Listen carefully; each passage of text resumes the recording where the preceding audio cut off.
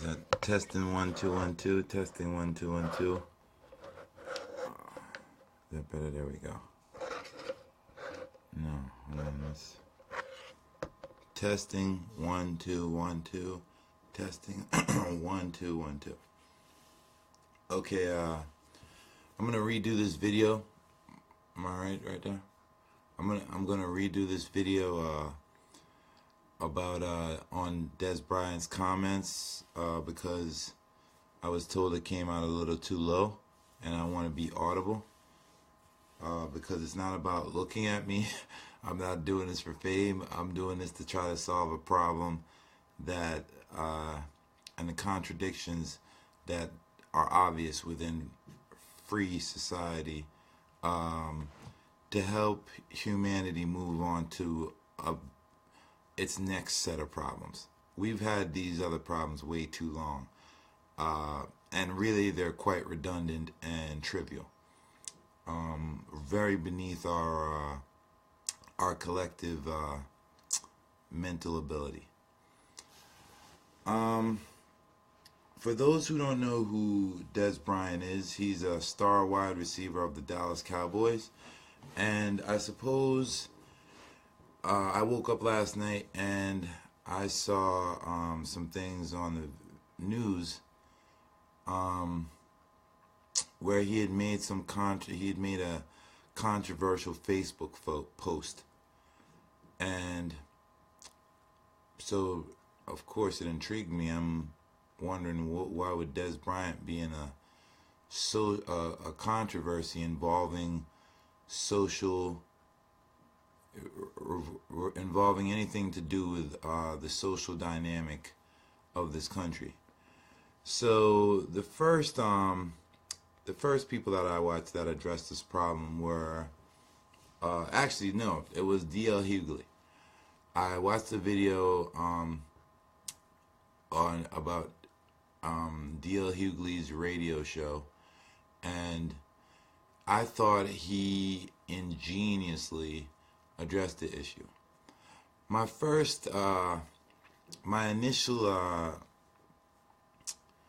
inkling, once I heard what Dez Bryant had said, was that doesn't sound like the Dez Bryant, or really I was like, hold on, Dez Bryant wrote that? Because in all the interviews I've seen with Dez Bryant, he's never sounded as articulate as he did in that Facebook post.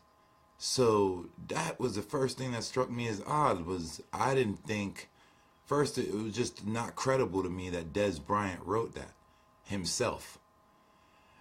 But that's not to say that whoever he got to post it, that wasn't his ideas, and that person just articulated it for us to easily absorb. So that's the first thing, is that I noticed that it was too many well thought out words, or you know what I mean, like another level of vocabulary than the typical Dez Bryant interview that struck me as odd. But that aside, we're gonna go. Dez Bryant puts his name to it. He stands by it. He's already commented in defense of that Facebook post. So let's assume that he wrote it. We'll give him that. We'll give him that benefit of the doubt. Though we know better, Dez. And I'm not trying to insult you intellectually, my guy, but come on. That's like Milli Vanilli all of a sudden singing English. They can't accept an award in English, but every song they had put out was completely perfect English. You know what I mean? But all right, you say you wrote it. You know what I mean? That's all you. We're gonna give it to you. You didn't have any assistance. What Dez addresses is he's addressing the problem of, he takes on the issue of personal responsibility. He highlights the struggle of Black Americans in this country, and he highlights that we need to take us Black Americans need to take more personal responsibility for our situation that we find ourselves in, our collective situation that we find ourselves in, instead of and he, instead of blaming the oppressive system and the institutional racism that oppresses black people in this country, Dez says, let's completely discredit that. In fact, that really has no bearing, or not much bearing. The more responsibility, the onus is on blacks taking personal responsibility. Now that sounds good. Don't get me wrong. That sounds great. You know what I mean? Like in my house, I can wake up, take personal responsibility, do some push-ups. You know what I mean? Take some personal responsibility. Eat healthy. That's personal responsibility. You know what I mean? Get up and go jog to make sure that my body's healthy. That's personal responsibility. Educate myself in the information age instead of waiting for a teacher to teach me Common Core tactics, or someone who has no desire to back up their statements with facts, as most of us find ourselves in these days, wanting to contaminate your mind with their thoughts. You know what I mean? That's your personal responsibility, to be able to discern between valuable information and garbage information. So I get that part. Personal responsibility sounds like a great concept. But let's look at something from a real perspective for once. From an honest perspective, a realistic, practical, American pragmatic perspective. Does an ant have to take personal responsibility when a human being is focusing a magnifying glass on it? Should the ant take personal responsibility and make sure that it hurries up and get out of the way of that light, that intense magnified light that's being focused on it? It's the ant's fault. That's what you're saying, right, Dez? Or anyone siding with that? Should the women at Fox News, should they take personal responsibility for Bill O'Reilly allegedly using his powerful job to dangle jobs in front of them and then pull it back from them if they don't acquiesce to his sexual demands? Or Roger Ailes? It's the women's fault. They should have taken more personal responsibility then, right? That's basically what we're saying here. We're saying that victims should take more personal responsibility, and let's forget the fact that they're being victimized. And for those whites who say, well, we're talking about back in the day, when it comes to white people oppressing blacks. Have you seen the news lately? I don't know if there's a cop that went to jail last year for all the black people they killed on video. I don't know if one cop went to prison last year for being the death squad. That basically, when it comes to black Americans, that's their job in our community. They're a death squad. They've been a death squad. The police force has been a death squad for black communities since for the last 400 years. So I don't understand why it is that whites choose. Well, I get why they choose to ignore it. You know what I mean? Because it's to your benefit. It's easy to say, oh well, that doesn't affect me. And since it kind of benefits me in a way, in a completely artificial psychological way, only egotistically, you know what I mean? Only egotistically does it benefit you. You find some way to always justify it and try to make excuses for it and become defensive when someone comes with facts to you about it. My thing is, how can you ever find a way to justify a bullying a victim and have the nerve to just skip over the bully and go right to the victim and say you should be taking more personal responsibility for your ass getting kicked like this, for your butt getting kicked like this all the time? I know it's not something that you did in order to encourage this butt whooping all the time, this constant torment and oppression, but still you should take personal responsibility. That's what Dez Bryant's argument basically is. And for those who think, oh, well, whites don't still abuse blacks, what do you think the drug war is? What do you think private prisons are? They're locking people up for profit. We are 12% of the country tops. But we're over 70% of the prison? Black people are that violent, huh? For some reason, I forgot my violent bone. I must have forgotten my violent gene. Somehow, we must have forgotten our violent gene when we got conquered and made into slaves. That's how violent we are. Voltaire, I think, wrote about how violent they found us when we were participating in communism, and the sub-Saharan Bushmen would rather go hungry before he would. This is the culture of blacks when they found blacks. According to Voltaire, one of the greatest white provocateurs of our time, one of the greatest literature writers, if not regarded as the greatest writer of literature in European history. So I'm making sure that I'm not using black people's words here when I in defense of this particular issue. But this issue it's reached its redundant point with me. Voltaire himself stated that whites found blacks where one man in a village was willing to go starving was willing to starve before he would let one of his fellow men in the village or people in the village say that he did not share his meal with them. That was the culture of blacks when whites found us.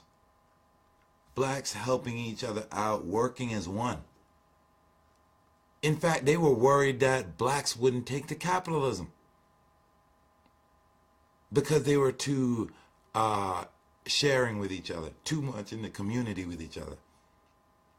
So let's kill the blacks are violent and they're animals argument.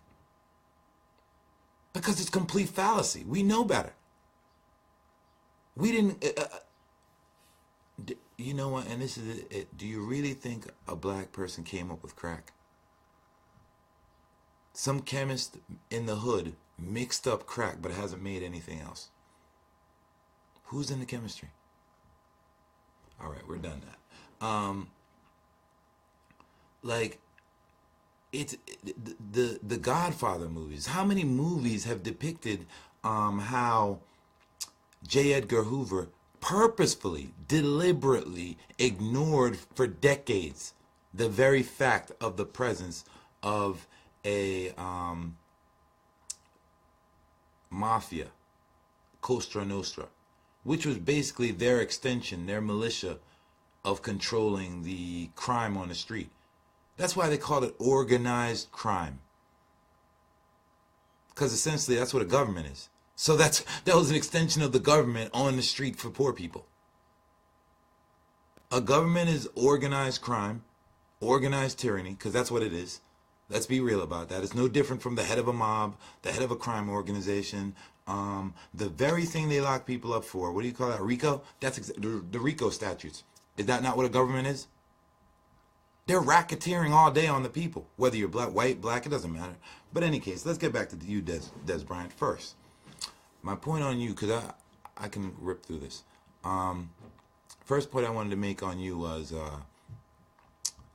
D.L. Hughley stated in his rebuttal to this, he came up, stated something brilliant. He said, black on black violence is a result of proximity.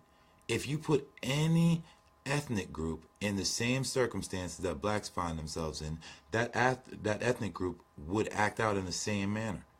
And I agree with that. Because we see what's going on in Ireland.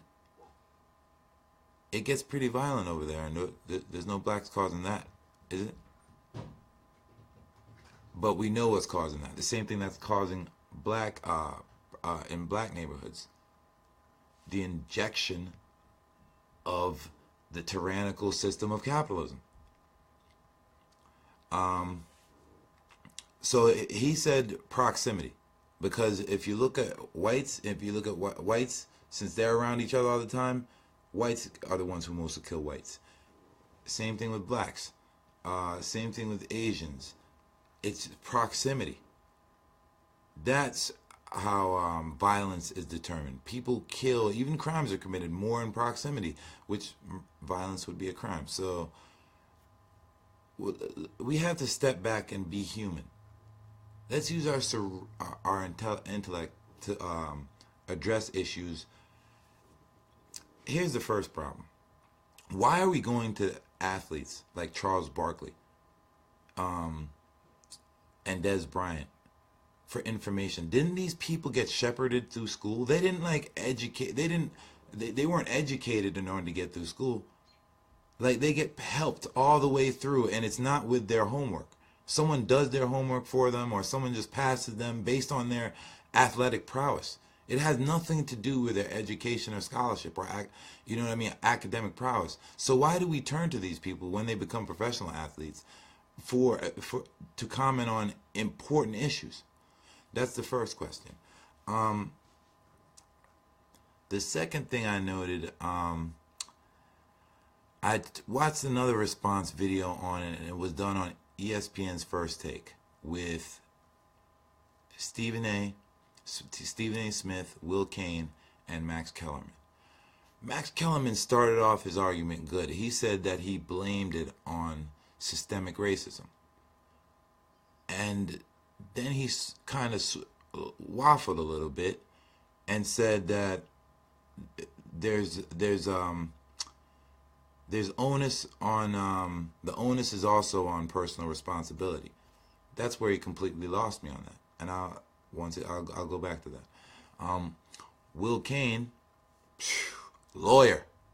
This guy's a lawyer getting paid big money to say what he says on TV.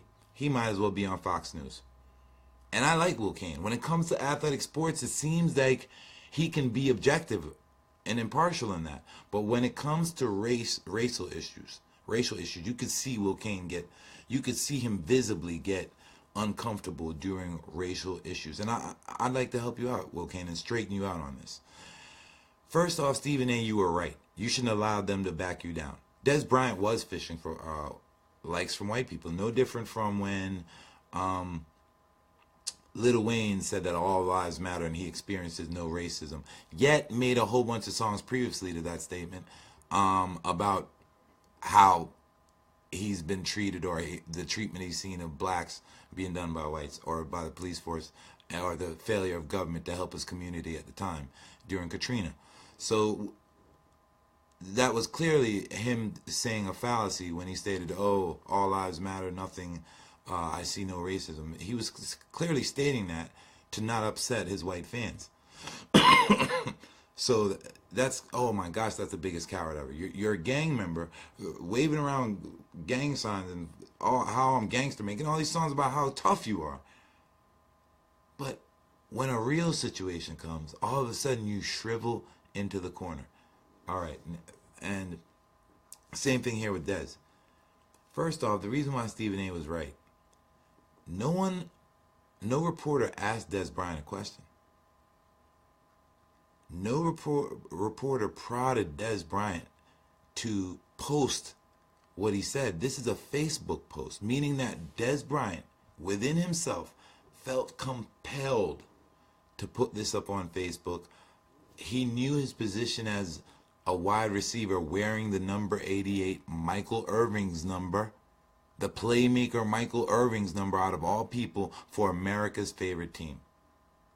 So he knew that post was going to get attention. And it was biased and skewed towards the bully, towards the empire, towards the ruling few. Because I won't say the ruling class, because we all know, white people, I know you love to think that you rule, all of you guys are rulers, but no, that's not how it goes. If we do the math, because they always say to follow the numbers, follow the money, 1% of the world is running everybody else. Now, I know you're white, so I'm going to ask, this is specifically for the whites, because we blacks, we don't have this identity problem. but I see whites do. No matter if they live in West Virginia, in the shanties and the shacks that they live in, surrounded by rust bucket cars around their trailer, they actually think that they're a part of the ruling class. How come you're not a part of that 1%? That means 99% of you are not in the ruling class. And if you're not ruling, that means you're a part of the ruled. Hence, you know you're not in a better situation than I am. You're in no different situation than I am. You can't get up and go make things happen without permission from the same tyrannical system that keeps me and the people, those of my hue, down. That's the fact. Because if this was the case, then shouldn't all white people be living really good? I'm in Southwest Pennsylvania. If I showed black people how white people live up here, they would swear it was a government experiment. Every other person up here is missing a gallbladder. The hospital up here makes sure that they take these people's gallbladder by the time they're 18, and with always some kind of dubious excuse. But no one up here notices it. You know what I mean? They're like, oh, what do you mean it's a government experiment? It's like the 4th worst area to have drinking water and air quality up here. You know what I mean? But they want coal back. You know what I mean? Like, is Black Lives Matter doing that to you? No. But that's who they blame for everything up here. You know what I mean? They always got some kind of way to say, oh, it's the guys coming from Pittsburgh that's causing the heroin problem around here. No, that's who's bringing them here. Like, let's start talking real, man, and honestly. We don't want to talk about how heroin got real good, the quality of it, once the United States invaded Afghanistan. Coincidence, huh? We don't want to talk about real things like that. We don't want to talk about how possibly why Chicago's overrun is because the U.S. government made deals with El Chapo's gang, gave them the Whitey Bulger, Manuel Noriega deal, where basically, hey, telling a couple of people competition that you're in, but even though you're the biggest drug dealer, bringing in all the drugs into the majority bulk size drugs into the country of the United States, we'll allow you to have safe passage all the way through and distribute your drugs all over the country. That's facts. Look that up. That's facts. No one wants to consider that, Iran-Contra affair, all these things going on, is it possible that maybe the government is a big beneficiary of the drug problem? Sure helps them create jobs, locking people up for profit. I mean, if we actually solve the drug problem, do you realize that basically most of the cops would be out of a job? Most of the jails would have to be shut down. Most of the treatment facilities and these the counselors that staff them eliminated. There would be no need for those things. That's the reason why they don't try to solve the problem of drugs. They continue the problem. Capitalism doesn't look to solve problem. It looks to manage and capitalize off of them. This includes racism. Racism is a coping technique. It's for the fragile, it's a coping mechanism for people who are fragile. For a fragile, delicate psyche who just can't seem to align themselves with the words they speak. I hear land of the brave, but it's the land of cowards. Only cowards need to always hide behind their guns. Only cowards get upset over guns possibly being taken and not books. You don't ever hear any net neutrality, any uproar over that, any serious uproar, but oh, my amendment right, my first amendment, I need my guns. Like, be serious. And I've already showed you that the forefathers were being absolutely sarcastic when they armed you. They have no intention of you ever overthrowing the government, no matter how tyrannical it gets. I.e., for example, the Whiskey Rebellion. For example, within 100 years of ratifying the Constitution, a civil war. That was due to tyranny. North tyranny over the South, South tyranny over the blacks. It was a whole chain of tyranny. That's the reason why after it was over, it was right back to another form of tyranny. So when I hear people say, oh, let's make America great again. I wish America could go back to a time when America used to be better. For black people, when is this time? Even for you poor whites, I don't even know what you're talking about. Do you know what a redneck is? It's serfdom. You've always been in serfdom, so I don't know what you're talking. When was this great time you're talking about? When you were given the impression, the placebo effect of feeling like you were in power? Because you've never been in power. You've always been under a ruling class. Look up the whole serfdom in Germany and in Russia and in Europe, period. Like, what are we talking about here? But because they constantly put slavery as a black thing going on in front of you guys, oh, well, that happened to black people. You think it's not happening to you. This is why words are cheap. Actions. What do the actions go around showing you? Look around you. Does it look like you're ruling up here on Southwest Pennsylvania? I'll just stick to this area. Like, because these people up here, they're convinced that they're a part of the ruling class. Like, no.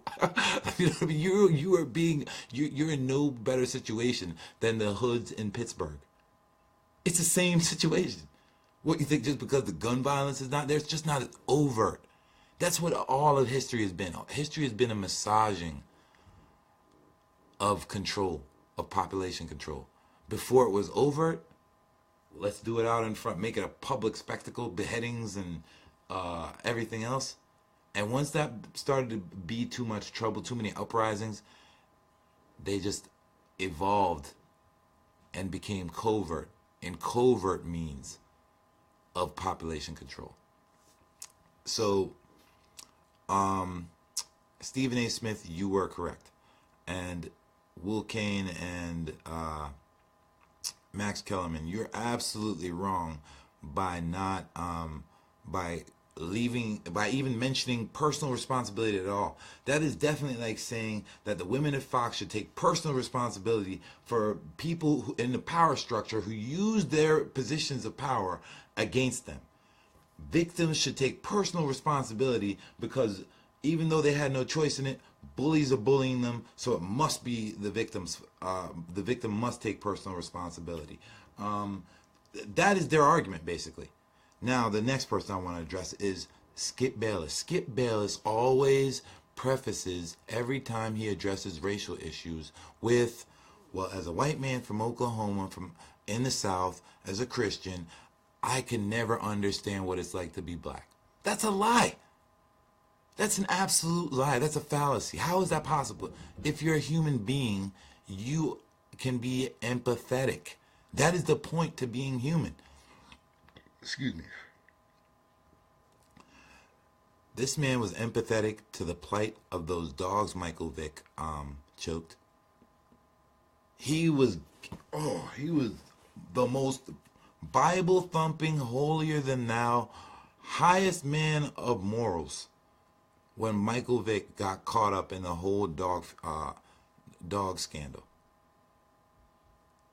But for some reason, he can't seem to ever put himself in the situation after seeing even pictures of what's happened to black people.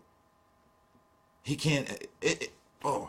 So basically, Mr. Bayless, what you're basically saying when you say those statements, I can never I can never understand what it's like to be black in America. I get why black people said that to you, but they only said that out of frustration of, well, since you seem to, you're getting beat on all the time, and then you imagine a white person saying, I know what you're going through. No, you don't, or else you wouldn't keep doing it. Or you would tell these other people to stop doing it. So guess what? No, you don't know how. Because if you did, you wouldn't be saying, looking at me suffering and saying, I know what you're going through. No. Someone who sees someone suffering, you don't look at your wife while she's in labor pains and she says, hey, I need to go to the hospital, and says, I know what you're going through. No, you put yourself in her position and say, hey, man, I better get her to the hospital, because if that's what was me, that's what I would want her to do for me. Same thing, you look at your pet. You look at its empty bowl dish and you say, if that were me, I would be hungry. I would want food in my pet dish. So then you put food in that pet. But for some reason, Mr. Skip Bayless and any white person who thinks like you. Any self-defeating statement making, oh, I don't know what it's like to be suffering, a suffering black person because I'm from the South and I'm a good Christian. Then you're basically saying, starting the sentence self-defeated already by saying that I am incapable of being a human being. I am incapable of feeling sympathy for another human being. I am incapable of being empathetic for another human being. Is that not what that's such a statement says? Isn't that what you're declaring with such a statement? Oh, well, I give up on this. I'll talk about it, but I'll give up on it. And since that's the case, then you need to not ever talk about racial issues at all. You're not qualified. You've already disqualified yourself from being a human being. Then if you're incapable of feeling human feelings, then disqualify yourself. But don't get mad at Colin Kaepernick because he can't empathize with your love for the flag. That's what's funny. Colin Kaepernick, but you expect Colin Kaepernick as a mixed Afro-haired quarterback in the NFL that he should be able to empathize with your love for the flag. So you see what I'm saying? It's selective. We're doing selective. It's selective moves that we're making here. It's selective opinions that we want to have. Selective facts we want to state. Only when it's convenient, it fits our narrative, is it convenient. But if it's inconvenient, oh, I'm staying away from that. Land of the brave. Land of the brave, they're doing this now.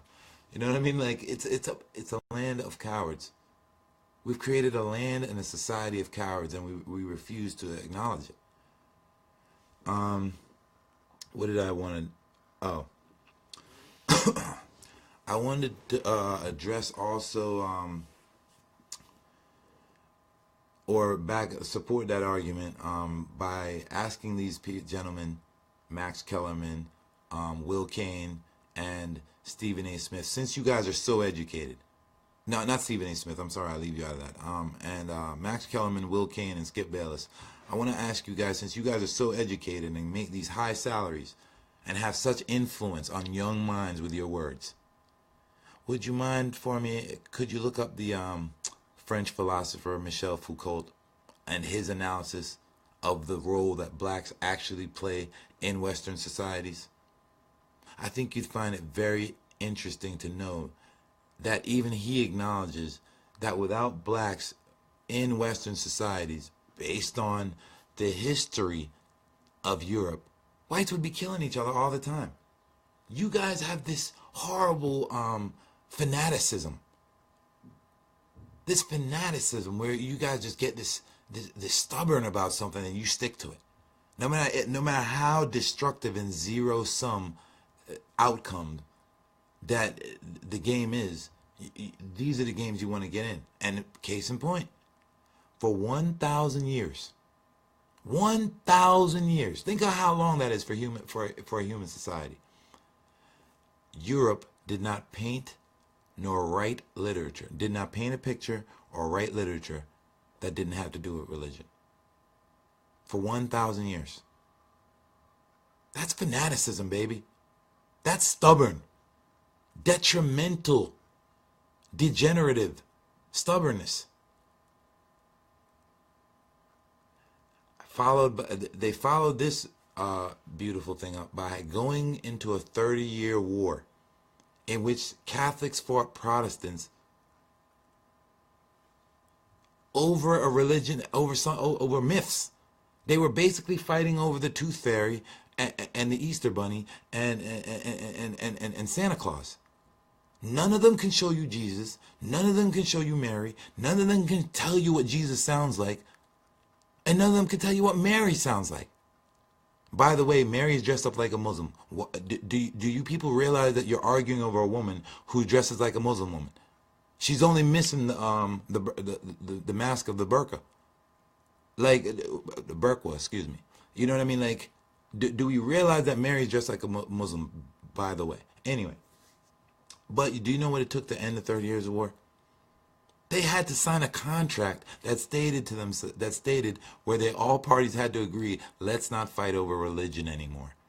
After 30 years, that's what it took for the ruling, brilliant, prestigious class to come up to that brilliant idea. Maybe we shouldn't argue about religion anymore. We've kind of destroyed our whole continent. We've got to get past perception. There's this big thing in our society where perception is reality. No, it is not. Reality is reality. You see what I'm saying? Reality is reality. You have to learn to discern, differentiate, demarcate between the two. They are not the same. They are mutually exclusive. You see, they are not interdependent on each other.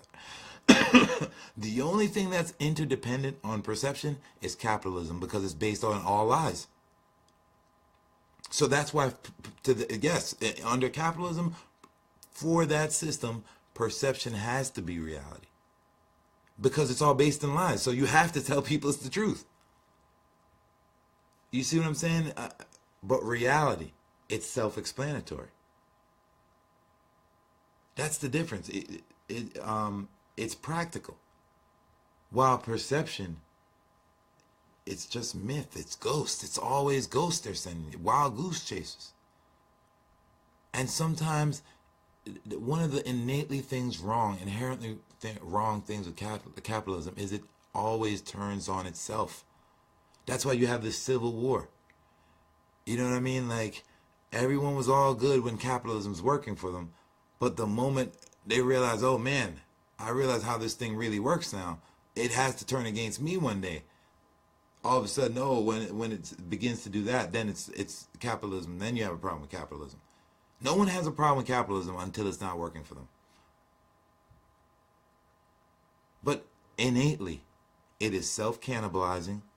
It's a zero-sum game.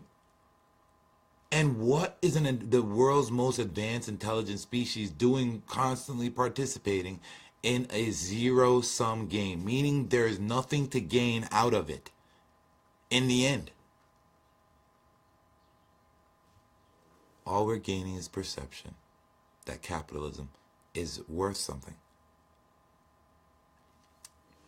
Another thing I wanted to bring up, playing off Michel Foucault's analysis. He's a French philosopher. You can look him up.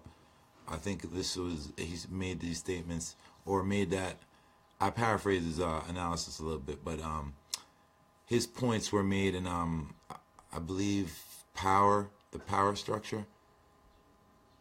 But he writes a very good book on power, on what power really is. Yeah, he's a good guy to really look into his works. And since I don't make the salary of these well-educated men, I would assume that these men have read these books before. So to make their arguments that they make means that they're deliberately sending out, transmitting propaganda to the public. That's what it is. I'm just tired of supposedly well-educated people constantly beaming out propaganda to the public. The public is fine until we run into these people. Until we run into these people's poisonous opinions. Like I said, stupid is contagious. That's why I see what it does to everyone else. That's why I don't want it around me, or to infect me again. Because it'll make you like so stupid you don't even realize what you're doing until it's over, or you get in trouble and then you're like, how did I? Gosh darn it, listening to Skip Bayless, Max Kellerman, and Will Kane again. Here's another weird thing, just in case people don't realize the role that blacks actually play in white society, because I always wondered, why didn't whites just invade and completely take over Africa the way they did North America? Why didn't they completely wipe out all the blacks and brown people in the world and just the same, basically leave us as sparse as the Native Americans? Why? And then it hit me. I ran across what Abraham Lincoln blamed the Civil War on, the occurrence of the Civil War on. Abraham Lincoln blamed the whole happening on the country's lack of an enemy, of having an enemy at the time. He didn't say, oh, it's because capitalism's tyrannical. He didn't say, oh, the North needs to stop oppressing the South and the South needs to stop oppressing slaves and let's all get along. No, he said it's because we lacked an enemy. A distraction, essentially. A distraction.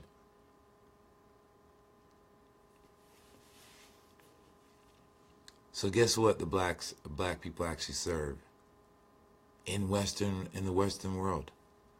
We're your distraction. We're your comfort blanket. We're the ones you can blame for all your shortcomings.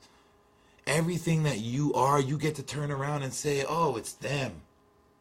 That's them. You're cowards. At this point, you really think I care? You really think I care? Am I supposed to be in fear like you? Man, I'd rather die on my feet, man. Telling you the truth about yourself. Telling people the truth. That's how Jesus went out. That's how Malcolm X went out. That's how Dr. Martin Luther King went out. That's how Gandhi went out. That's how Joan of Arc went out. That's how oh, my lady in Pakistan. Oh man, she knows this beautiful woman in Pakistan fighting for the rights of her people, assassinated. In fact, I guess doing this, it would disappoint me if I wasn't assassinated, because that would mean I wasn't doing my part. Because in terms of peaceful revolution, because forget violent revolution, what revolution is about is evolution. It's about solving a problem. It's to break out of what do we call this? Out of Groundhog's Day. Because that's not evolution. We are meant, purpose to evolve. We are proceeding through a journey. Remember, you look at deep space, light is proceeding towards you. We can't stay in this little one moment in time for the rest of our lives. Let it go. Let it go. Stop being cowards and let it go. If you really believe in competition, if you really believe you're so superior, then let's see you let even the playing field. Won't take that bet, will you? Even the playing field once and for all. Let's stop pretending to. Oh, is that all I need to address? I mean, I wanted to bring back the rebel flag thing. I drew parallels to Tulip Mania. It really got you guys nowhere buying all those rebel flags. I don't think you guys did any research into what company actually made those flags. You just went ahead and bought all those flags. And wouldn't it be ironic if the company who made them were from Israel or if it was made in China? Just a note on that one. And all right, have we gone over nigger is the word nigger, and the word nigga is basically the word nigga. First off, the word nigger is, excuse me for having to repeat it so many times, but I just want to make sure I get this point out, is a self-defeating word. It's a self-defeating word. It's like the rebel flag. It's self-defeating. It's meant to keep you in your place. It's meant to remind you that you're a loser. If you look at, when we talk about how the word is used in the black community, we love to say that, I use it as a term of endearment.